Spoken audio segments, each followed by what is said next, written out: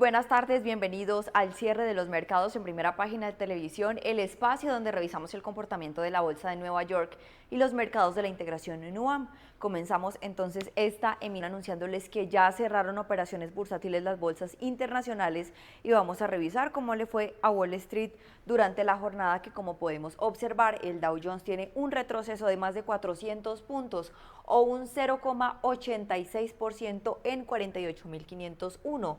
Por su parte, el Standard & Poor's 500, que es otro de los índices que compone la bolsa de Nueva York, finalizó la jornada.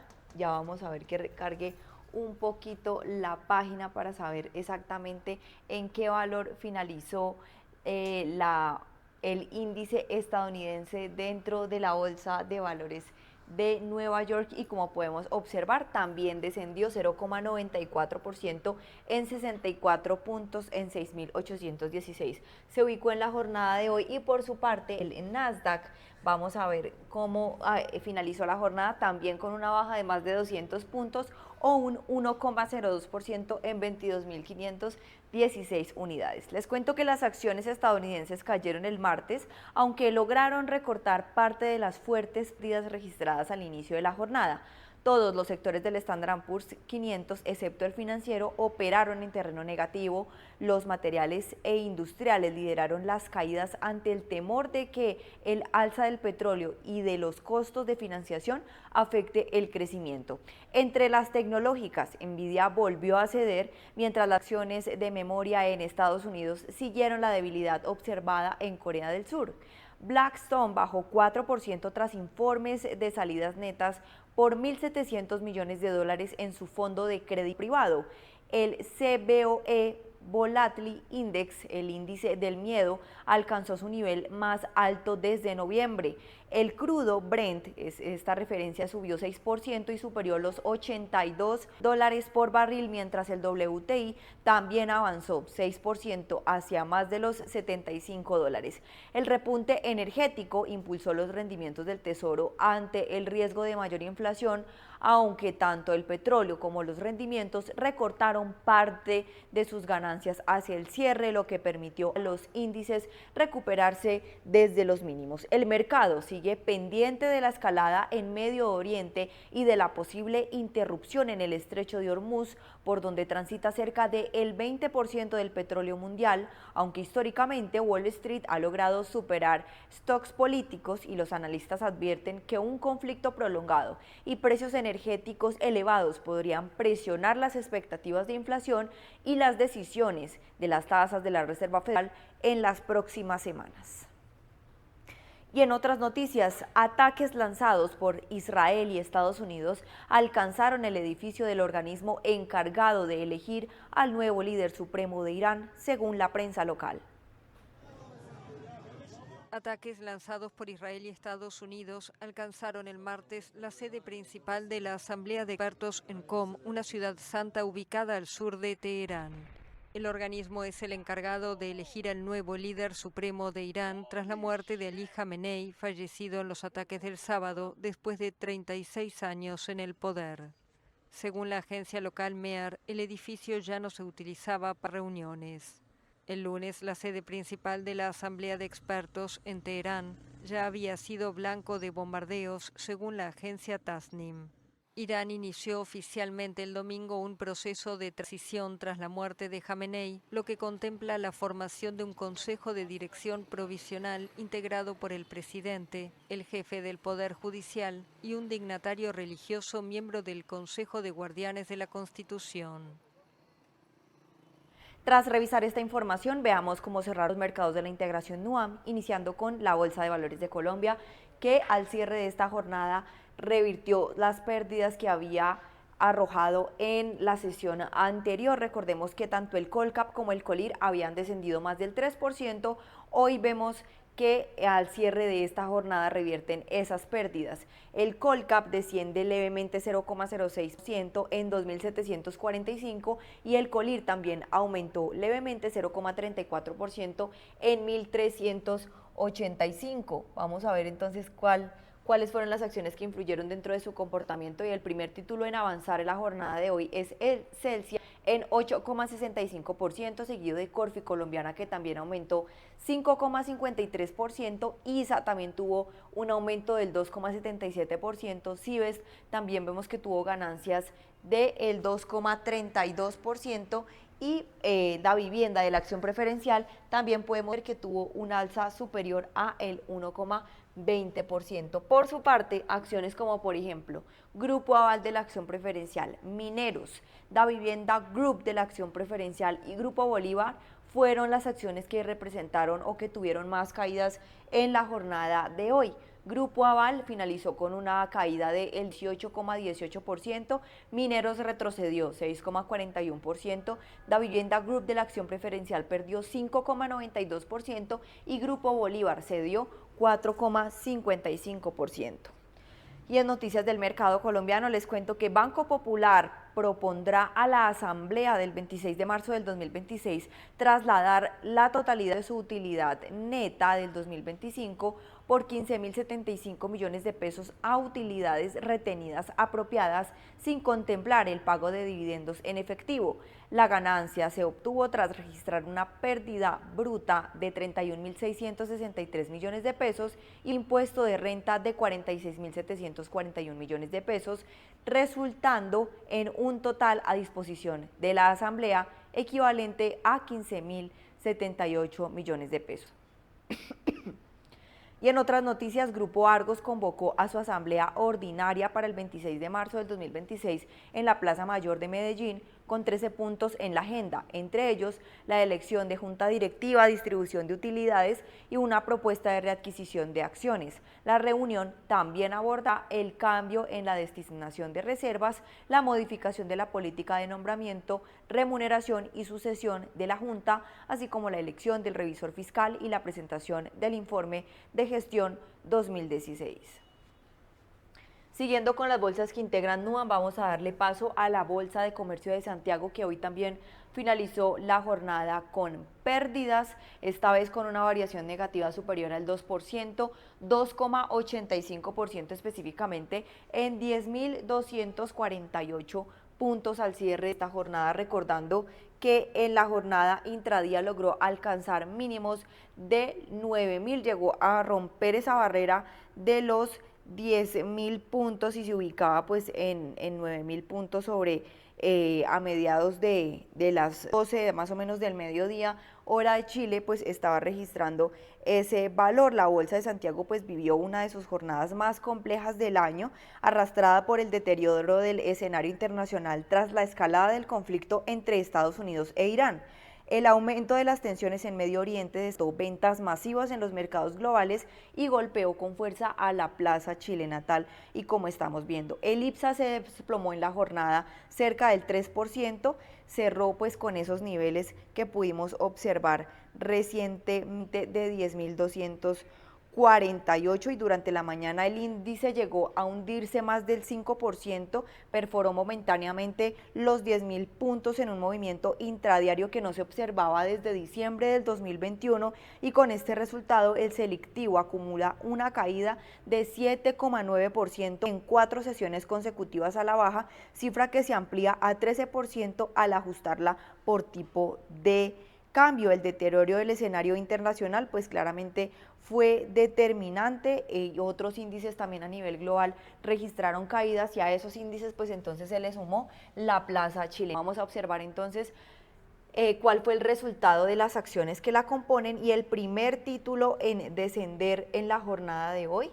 el primer título con con menor desempeño en la jornada de hoy fue Parque Arauco, que tuvo una caída superior al 5%, 5,09%, seguido de Ripley, que bajó 5,02%, Mall Plaza retrocedió 4,39%, Sociedad Química Minera también bajó más del 4%, y Embotelladora Andina se sumó a la lista con una baja del 3,65% y como podemos observar, ningún papel en la jornada de hoy registró comportamiento positivo. Por los 10.000 puntos, hoy en día, ahora en este momento está sobre los 10.000 puntos. Se ha visto afectado por, digamos, varios eventos de incertidumbre. Estamos en periodo de periodo de resultados de utilidades, todo esto antes del tema de la guerra. Estábamos como te decía, en periodo de entrega de resultados, estaban entregando varias empresas grandes que tienen bastante peso en el índice. Además de eso, por la parte macroeconómica no tuvimos buenos datos de crecimiento de IMASEC, para empezar el año, en el mes de enero, y tampoco tuvimos muy buena tasa de desempleo, esta subió un poco, por lo tanto, eso tampoco ayudó, digamos, al sentimiento del mercado.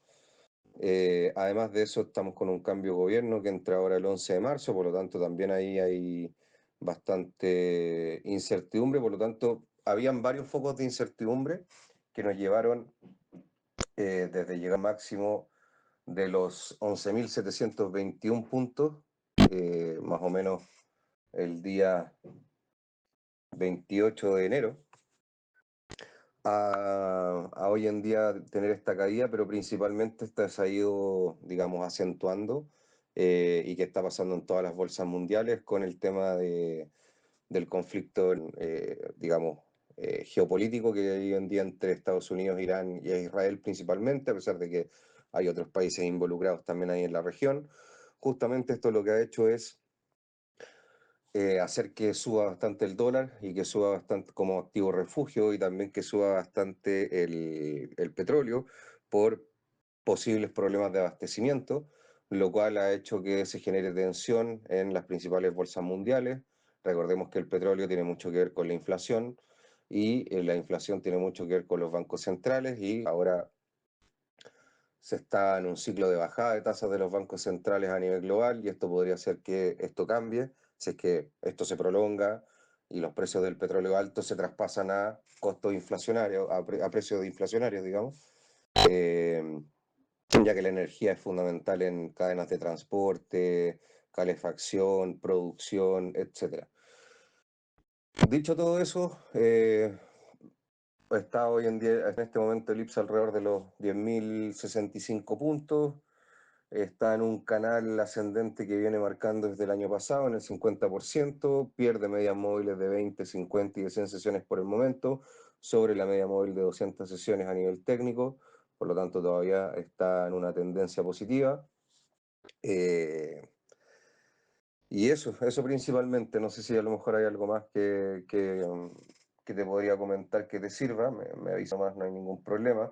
Otro punto importante también acá en el mercado local fue lo que se disparó, digamos, el dólar.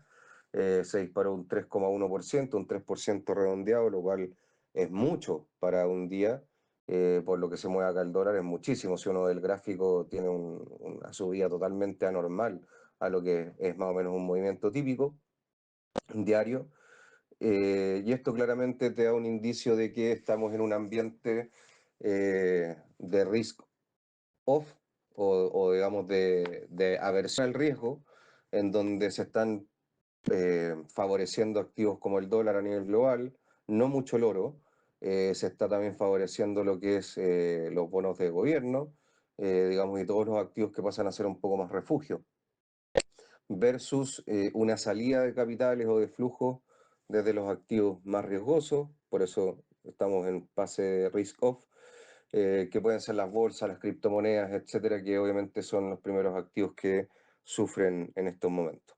Así que eso principalmente.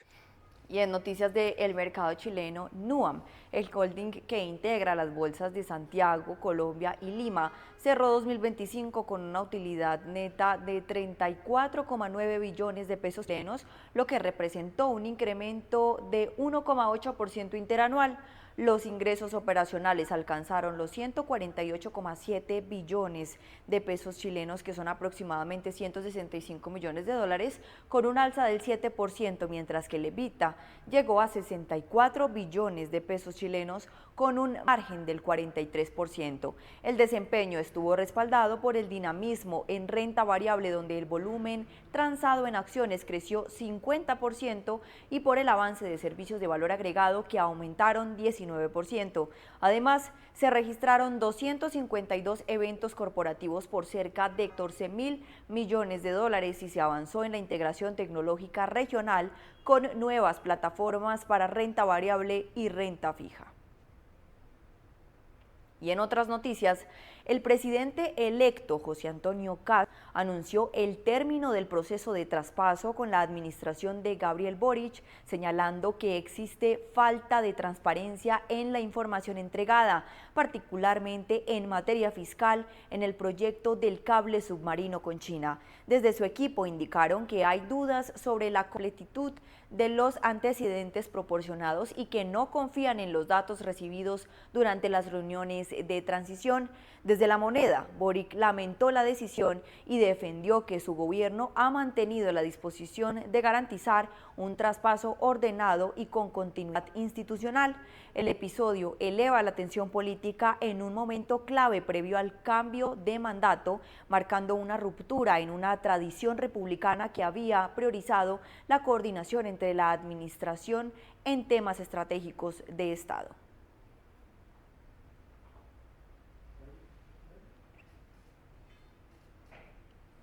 Siguiendo entonces con las bolsas que integran NUAM, vamos a darle paso a los índices de Perú, que hoy finalizaron también con caídas. El índice general tuvo una variación negativa del 4,41%, mientras que el índice SELEC, que reúne a las 14 acciones más cotizadas dentro del mercado limeño, también finalizó con una caída cercana al 5%, 4,59% respectivamente.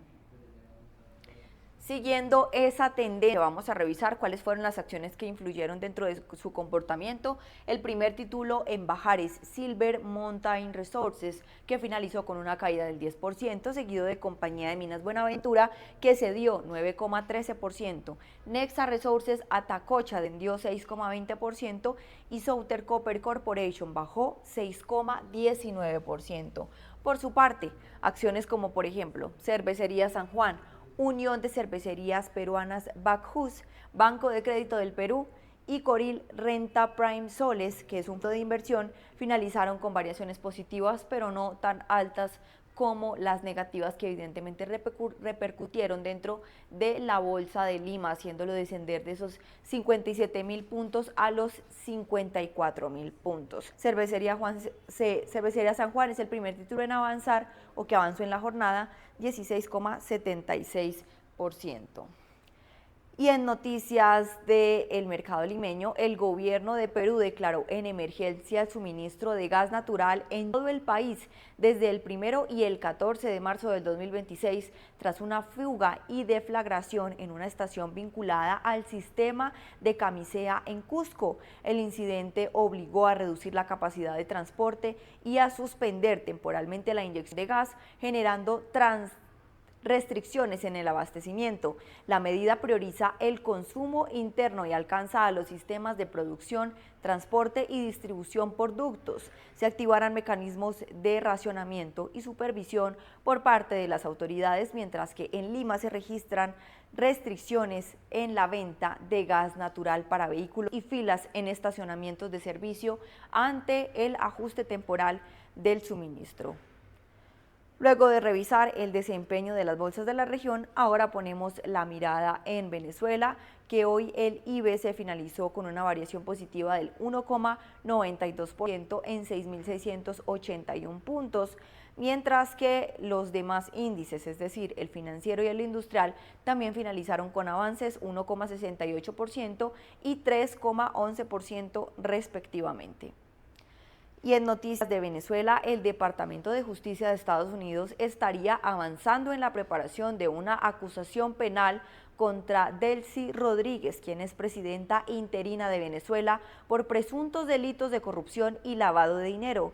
La noticia indica que la investigación contaría con respaldo político de la administración del presidente Donald Trump y podría utilizarse como mecanismo de presión dentro de la agenda de Estados Unidos hacia Venezuela tras la captura de Nicolás Maduro en enero, cuando Rodríguez asumió como jefa encargada del país. Según la publicación, el proceso aún no ha dado lugar a cargos formales públicos ni confirmaciones oficiales por parte del gobierno estadounidense, y la Administración de Justicia ha calificado los reportes como completamente falsos en comunicaciones públicas.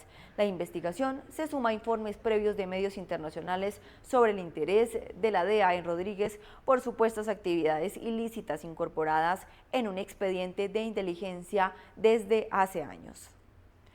Muchísimas gracias a todos nuestros televidentes. Nos vemos en una próxima oportunidad aquí en Primera Página del canal Los Negocios y me voy dejándolos con este análisis económico. Hay otro tema que tocas mucho también, que es el factoring y los préstamos. Digamos que para quien tiene un poco de miedo a la bolsa o a estos tipos de productos, porque estos dos activos pueden ser interesantes y cuáles son esas banderas rojas, esas red flags que las personas deben identificar en estos dos tipos de inversiones. Ujú. Bueno, lo tradicional es lo ya conocido, o sea, inversiones en acciones, inversiones en bonos, es lo que ya conocemos. Y en el mundo bancario, los plazos fijos, ¿no? Que no es considerado realmente un producto de inversión, sino un producto de ahorro con una tasa fijada. Entonces, los alternativos vienen a ser justamente una inversión diferente y distinta. Ojo, no digo mejor ni peor, digo diferente, complementaria. En un portafolio de inversiones sí deberíamos tener activos de renta fija relacionados a bonos, sí deberíamos tener activos de renta variable relacionados a acciones o ETFs que pueden ser a través de fondos mutuos o de forma directa, pero sí también deberíamos considerar una porción en activos alternativos. ¿Por qué? Porque no dependen y ni están correlacionados directamente con lo que suceda a nivel político o a nivel monetario en el país local, en este caso Perú, o en Estados Unidos, por ejemplo. No hay una afectación directa que impacte fuertemente en esos activos. Más bien, los activos alternativos que mencionaste, porque nuevamente hay muchos, a nosotros nos gusta mucho fomentar los fondos de inversión de factoring y los fondos de inversión en préstamos con garantía hipotecaria, y le agregaría uno más, los fondos de inversión en desarrollo inmobiliario. Entonces, estos activos trabajan con economía real. Sí, economía real, es decir, lo que mencionamos hace un momento, las MIPE, las PYME y las medianas empresas necesitan financiamiento y el banco no les da las mejores condiciones. Les ofrece préstamos, pero muy cortos en monto, muy cortos los plazos, muy altas las tasas de interés. A la empresa no le conviene, digamos, obtener un préstamo tan caro, le afecta en su caja. Entonces, ahí aparecen estas gestoras de fondo, estas sociedades administradoras de fondo que arman estos productos de financiamiento, les ofrecen mejores condiciones, menores tasas, con mejores condiciones, pero le piden algo en garantía. Y entonces ahí viene la garantía dineraria en el caso de factoring, ¿no? Le ceden facturas de empresas muy grandes que les deben dinero a corto plazo y otras personas o empresas dejan en garantía propiedades, ¿ok? Pueden ser terrenos, pueden ser casas del accionista, local comercial, empresa de producción o fábrica. Lo dejan en garantía, tiene que ser evidentemente algo que le duela perder, ¿no? Para que a cambio obtengan ese financiamiento. En el mundo del desarrollo inmobiliario, las personas no compran propiedades directamente, sino que compran participaciones o cuotas de un fondo que se destina a, digamos, 3, 4 años de plazo a construir un edificio, tiene muchos departamentos y esa persona recibe intereses a lo largo del tiempo. Entonces, ¿qué es lo interesante de estos activos? La baja correlación con los activos tradicionales. Si cambia presidente, de hecho ahorita en Perú tenemos elecciones en unos meses, no se afectan tanto. Si hay un tema de inflación y qué sé yo, la tasa puede bajar o subir un poquito, pero no para los productos ya pagados, sino para los productos futuros. Entonces, no hay mayor afectación. Eh, Son productos resilientes, ¿no? Los alternativos son productos resilientes ante las crisis política, económica o mundiales, como la que sucedió en el COVID en algún momento, ¿no? Sanitaria en este caso. ¿Y cuáles son esos red flags, no? Que justamente me preguntabas, ¿cuáles son esas banderas rojas que tenemos que estar pendientes? Porque en el mundo de las inversiones, donde los respaldos son la factura, los préstamos con garantía hipotecaria, los fideicomisos o los desarrollos inmobiliarios, siempre hay, digamos, riesgos o puntos que tienes que tener en cuenta. Uno tiene que ver con, una cosa es factoring a través de fondos y otra cosa es factoring a través, digamos, de forma directa, que le llaman también crowdfactoring. Entonces, cuando haces crowdfactoring, tú le apuestas a una empresa que necesita el financiamiento. Por lo tanto, tu riesgo está concentrado uno a uno. ahí vas a ganar más. Un fondo factoring normalmente puedes ganar, no sé, pues entre un 8 o 10% anual en fondos, pero en este mundo de factura directa, crowd factoring, puedes ganar 15-30% anual. El problema es que la gente, claro, le gusta la tasa, pero no es consciente de los riesgos. Entonces, puedes perder dinero, puedes no ganar esa tasa esperada e incluso puedes poner en riesgo tu capital, porque hay riesgo de impago, de morosidad. Ese es uno de los red flags que tienes que tener en cuenta. Si tú no tienes experiencia, no tienes el tiempo, no quieres asumir esos riesgos, mejor evita los productos uno a uno. Lo mismo en el mundo de préstamos.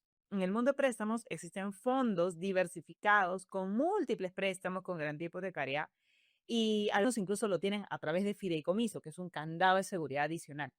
Pero el problema va cuando la persona quiere ganar 25 o 30% anual por el préstamo a la empresa de Manuela, ¿no? Entonces, Manuela quiere financiamiento, se dio su casa y yo, Claudia, inversionista, apuesto por Manuela porque su proyecto es interesante y yo sé que en el peor de los casos me quedo con la casa de Manuela. Pero ese no es el negocio del inversionista. El inversionista no se quiere quedar con una propiedad que no le sirve. Entonces, esos préstamos, garantía hipotecaria, peer-to-peer, le llaman en Perú, o uno a uno, nuevamente, concentra riesgo. No es que dependa de múltiples personas, solo depende de Manuela. Entonces, estamos en productos de demasiado riesgo y alguien que no tiene ese estómago, ese apetito, mejor evitar. Otro red flag. Hoy día un cliente me escribe bueno, lo leí a las 6:30 de la mañana, que me estaba listando para esta entrevista, y me dice, Claudia, mira, salió esta noticia, hay personas que han sido estafadas con más de $1 millón y esto ya ha estado dando vueltas por las redes sociales, hay que tener cuidado, tú que estás en este mundo. Y yo le digo, a ver, déjame ver la noticia. Y me di cuenta de que esta inmobiliaria ha captado, ha vendido departamentos a múltiples personas y se los ha vendido, digamos, de forma directa, no a través de un fondo, ¿sí? No a través de un fondo, ni mucho menos una gestora de fondos detrás. Entonces, claramente, estas personas han perdido su dinero porque esta empresa puso su propiedad, esto en garantía, hizo pues malabares, que hay muchas empresas que hacen esto. El problema cuando tú transfieres a la cuenta de una persona natural o cuando transfieres a la cuenta de una persona jurídica es que tu riesgo es el patrimonio de esa persona, natural o jurídica. Y si se declaran en bancarrota, no hay nada que hacer. Tú perdiste con esa persona. Entonces, la red flag aquí es no inviertas tu dinero en la cuenta personal ni en la cuenta de empresa digamos, una empresa que te ofrezca un proyecto de inversión. Preferible, sal corriendo de ese tipo de oportunidades que se te van a apretar y busca fondos de inversión que sean patrimonio autónomo a la empresa que lo gestiona, que tenga RUT propio, razón social propia y cuentas bancarias propias, porque así te proteges de una estafa o de una pirámide. Entonces, ese es otro red flag. Otro punto importante es la concentración en un solo sector. Hay muchas personas, lo mencioné hace un momento, que como ya conocen el mundo inmobiliario, su papá estaba en el mundo inmobiliario, su abuelito se dedicaba a comprar propiedades y venderlas, piensan que esa es la salida y la única forma de invertir y concentran todas sus balas y todo su dinero en el sector inmobiliario. Y de hecho es uno de los ilíquidos, o sea, tú no puedes vender fácilmente una propiedad, como por ejemplo si puedes deshacerte de un fondo mutuo o de un fondo de inversión. Entonces, concentrarte en un solo sector o concentrarte en un solo activo es apostarle a un solo caballo, ¿no? Entonces, aquí es importante, el red flag es no concentre, más bien el green flag sería, oye, diversifica. Ten un poco de todo, distintos activos, distintos sectores, distintas gestoras de fondos, distinto todo, para que justamente si sucede algo no te afecte al 100%.